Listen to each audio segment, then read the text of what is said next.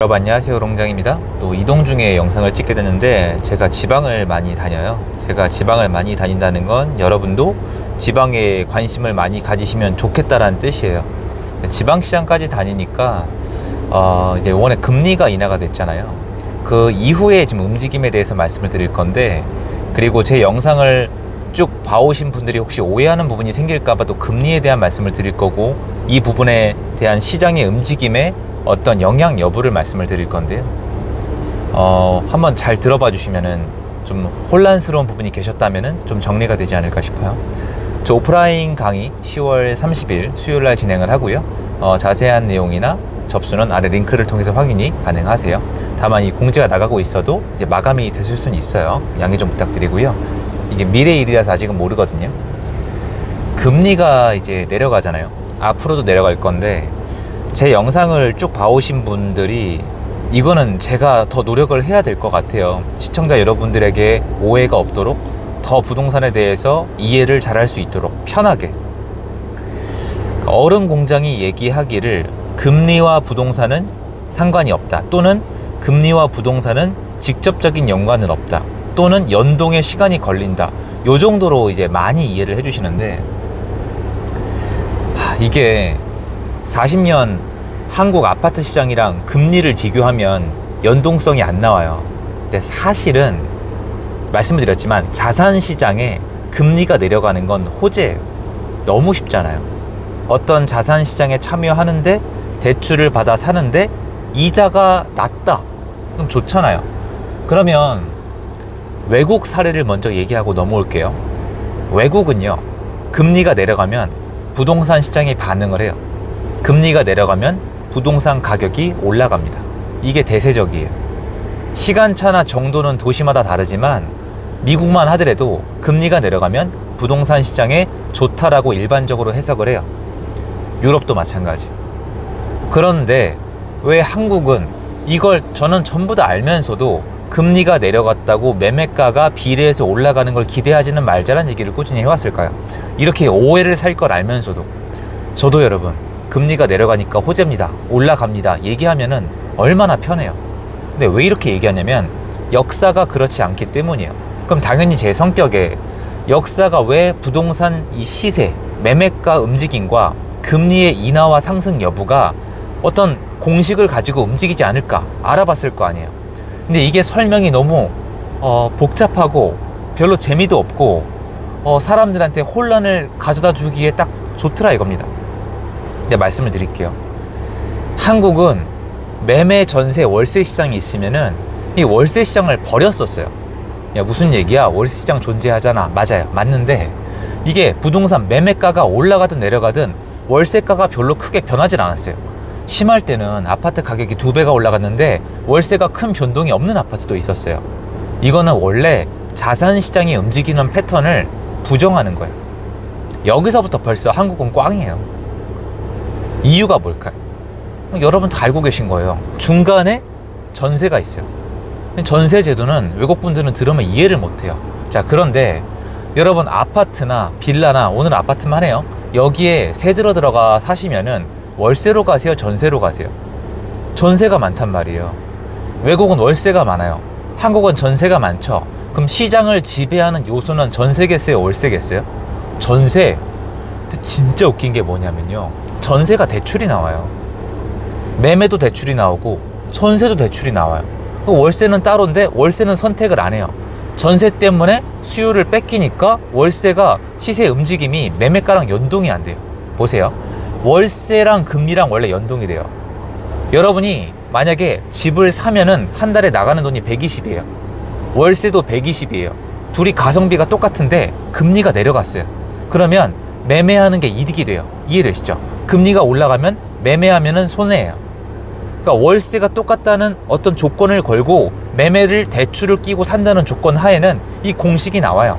이때는 금리가 내려가면 매매가에 매우 긍정적이에요. 맞죠? 근데 문제는 뭐냐면 매매가가 움직여도 월세가가 가만히 있는 거예요. 이게 어떻게 된 일이죠? 전세가 이 중간에서 이 관계를 교란을 시키는 거예요. 그 와중에 전세는 또 대출을 따로 받을 수가 있습니다. 그럼 이번에 금리가 내려갔잖아요. 그러면 예전 같으면은 시장에 바로 영향을 미치거나 시세랑 비례해서 움직이기보다는 그냥 분위기가 전반적으로 좀 좋아지는 정도예요. 그리고 시세를 올린 적도 있고 올리지 못한 적도 있어요. 시장의 분위기나 현재 상황이 중요한 거예요. 근데 문제는 지금 시장은 어떻게 돼 있냐면은 월세가 활성화가 돼 있어요. 그리고 시장 타이밍이 월세에 거주하고 계신 분들이나 월세를 구하는 분들이 내가 이걸 감당 가능할까? 월세를 내는 게 이득일까? 이자를 내는 게 이득일까? 계산을 해야 될 때예요. 그런데 한국은 정말 더 골 때리는 게 전세 제도에 대해서 지금 공포심을 불어넣고 있어요. 전세 사기, 126%, 보증보험, 이거 사회주의 국가거든요. 근데 그건 됐고, 그러니까 이 연관관계가 갈수록 복잡해지는 거예요. 근데 이번에 금리를 내리게 되면은 어떤 효과가 나오냐면요, 전세자금 대출 금리도 내려가요. 근데 여기 죄송해요, 계속 써서 골을 더더 때리는 게 이 대출을 국가가 또 간섭을 해요. 가상금리를 올리질 않나, 대출 한도를 축소를 시키질 않나, 뭐 집이 있으면 안 된다, 저러면 된다, 저러면 또 특례 대출도 있어요. 어떤 사람은 혜택을 대는 대출, 어떤 사람은 안 해주고, 어떨 때 받으면 가상금리가 올라가고, 너무 복잡하단 말이에요. 그래서 금리가 내려가거나 올라갔을 때 깔끔한 공식이 만들어지지 않는 곳이 한국이에요. 제가 분석한 건 이거예요. 금리가 내려가면 당연히 좋아요. 이건 너무 쉽잖아요. 저도 금리가 내려가면 집값이 올라간다라고 생각을 해요. 하지만 제가 여러분께 전달을 해드릴 때 뭔가 실감이 나야 될 거 아니에요. 그리고 뭔가 손에 잡힐 듯한 느낌이라도 있어야 되는데 한국은 그 시스템이 만들어져 있지 않다라는 거예요. 근데 제가 왜 이렇게 길게 얘기하냐면은, 만약에 한국도 전세 제도를 없애고 매매와 월세만 남는다면, 그리고 특례 대출 없애고 대출에 은행 간섭을 안 하면, 정부가 은행에 간섭을 안 하면 어떻게 될까요? 연동이 되는 거예요, 외국처럼. 근데 자세히 생각해 보시면은 지금 예전에 비해서 좀 진행이 됐어요. 이게 전세 자금 대출을 만약에 잠궈버리잖아요, 여러분. 지금 없애버리거나 뭐 DSR을 더 강화를 시키면은 수요를 계속 눌러서 전세를 만약에 없애면은 전세가 없어지는 동안에 전세 그 금액을 기반으로 한 사람들이 급매로 팔거나 무너지면서 매매 시세도 일정 기간 동안 흔들 수는 있어요. 근데 전세가 만약에 깔끔하게 지워지게 되면은 이미 올라가 있는 월세가 더 올라가면서 일정 구간부터는 이게 가성비 싸움이 돼요. 월세로 들어가는 게 이득일까? 아니면 대출 받아서 집을 사는 게 이득일까? 그때부터는 금리랑 더 깔끔하게 맞아떨어지겠죠. 근데 문제는요, 지금 이런 시장으로 가고 있다는 거예요. 전세 수요를 누르잖아요. 빌라만 해도 그렇고. 월세는 계속 비싸지잖아요. 그럼 지방 가면은 월세가 비싸서 집을 사는 사람이 하나둘 나와요. 옛날에 없던 형태예요. 여러분, 예전에 수년 전에, 지난 정권, 문재인 정권 이전에 경험 있으면 말씀 좀 해주세요, 댓글에. 월세가 너무 비싸서 이 월세 낼 바에 집을 살게요 한 사람이 있어요? 전 본 적 없어요. 아파트를 사는데 여기 월세가 너무 비싸서 매매하려고요는 없어요.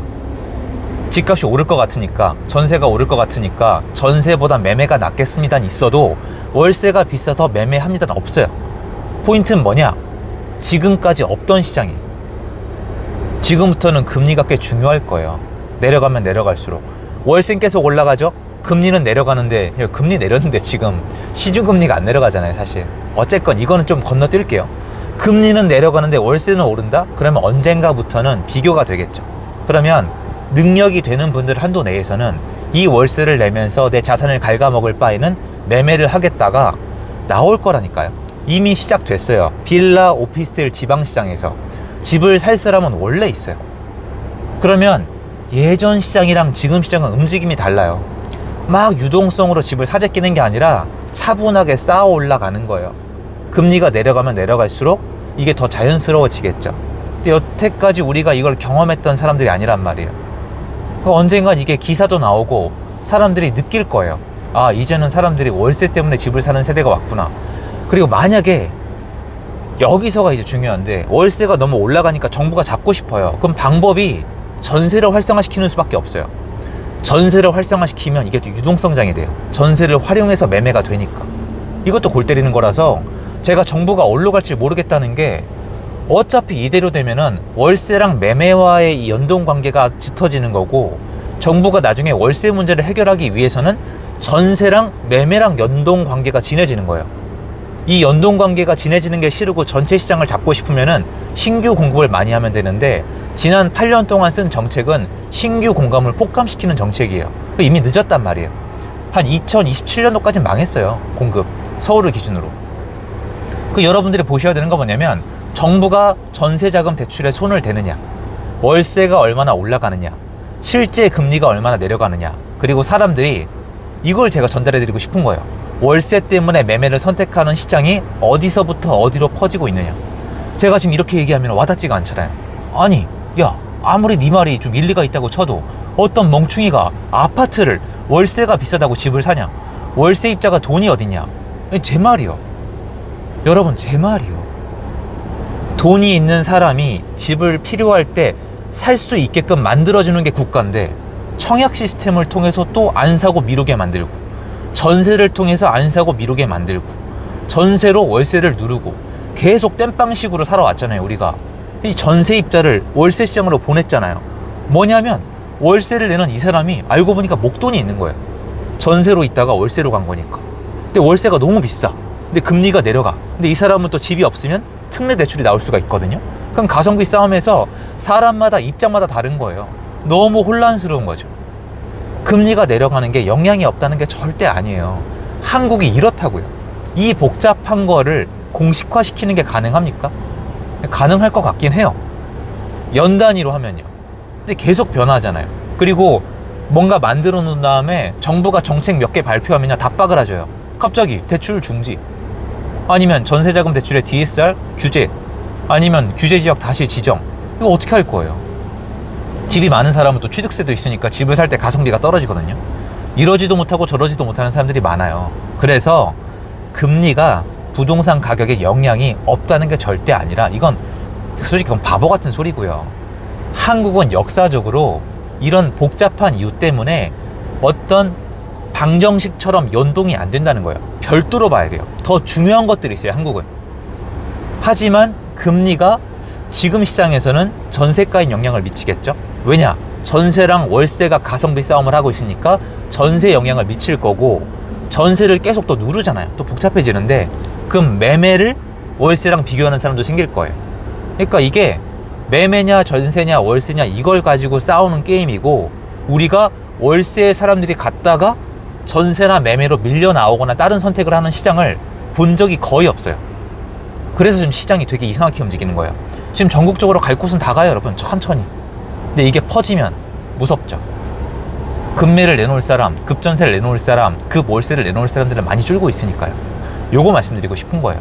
그래서 다른 건 몰라도 한국의 금리와 또 이게 실제로 시중금리가 실제 뭐 기준금리랑 어느 정도 연관성이, 그러니까 지금처럼 막 규제 같은 거 안 한다는 전제 조건 하에 매매 가격은 어떤 공식처럼 움직이지만은 않는다는 뜻이지, 금리가 내려가는 게 시장에 안 좋다는 건 절대 아니에요. 저도 바보가 아니란 말이에요.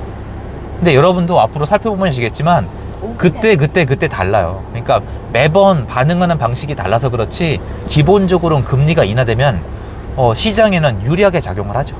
그거 말씀드리고 싶었고, 혼란스러워 하실 필요가 없어요. 한국 부동산이 특이한 거예요. 전세 때문에. 이것 때문에 경제학자분들은 한국 부동산 시장에 전세 없어져야 하는 분들 많았잖아요. 책에도 있었고. 이 혼란을 주니까 시스템이 안 맞는 거예요. 정부 정책도 들쑥날쑥하고. 그래서 요거에 대해서는 앞으로도 같이 생각해보고, 이거는 딱 제가 정립이 안 돼요. 전세가 없어지면 정립이 돼요, 여러분. 전세가 없어지면. 근데 일단은 존재하잖아요. 전세가 만약에 없어지는 방향으로 가게 되면은 그때는 또 정리를 해봐야 되겠죠. 그래서 오해하거나 아니면 이제 혹시 막 헷갈려 하실 필요 없다. 여러분 생각대로 금리가 내려가는 건 자산시장에 좋다 라고 생각하시면 돼요. 근데 여러분 지금 금리 내려갔지만 주식이나 코인이나 부동산 보시면 확연히 눈에 들어오는 게 없잖아요. 서서히 나와요. 이게 앞으로 몇 번 더 내려가냐, 얼마나 빨리 내려가냐, 이거에 따라서 서서히 나오니까 어떤 딱 맞아떨어지는 공식을 찾지 마시고, 아, 경제가 이렇게 생물처럼 살아서 움직이는구나. 그리고 기본적으로는 자산시장에 매수인에게 부담감이 줄어드니까 좋기는 좋구나. 요 정도로 생각하고, 부동산 매매 시장은 아까 제가 말씀드린 것처럼 매매 전에 전세란 걸 걸쳐야 되기 때문에, 또 이것 때문에 월세 시장이 여태까지 제외되어 있었기 때문에 역사적으로 데이터가 그러했고, 지금은 예전에 비해서는 좀 더 연동성이 있겠구나. 요 정도 정리하고 앞으로 제 영상 봐주시면 괜찮지 않을까 싶어요. 요거 말씀드리고 싶어가지고 영상 만들어 봤습니다. 도움됐으면 좋겠고요. 감사합니다. 좋은 하루 되세요.